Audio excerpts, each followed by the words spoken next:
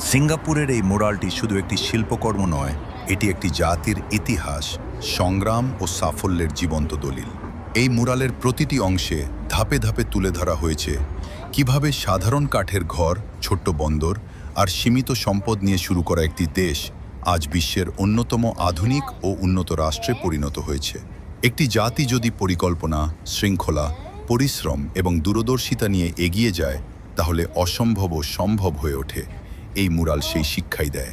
আজ থেকে 100 বছর পরেও যখন নতুন প্রজন্ম এই মুরাল দেখবে, তখন তারা জানতে পারবে 1 শতাব্দী আগে তাদের দেশ কেমন ছিল, কিভাবে ধাপে ধাপে উন্নয়নের পথে এগিয়েছিল এবং কিভাবে ইতিহাসকে সংরক্ষণ করে ভবিষ্যৎ প্রজন্মের জন্য রেখে গেছে। ইতিহাসকে মনে রাখা মানেই ভবিষ্যতের পথকে আরও শক্তিশালী করা।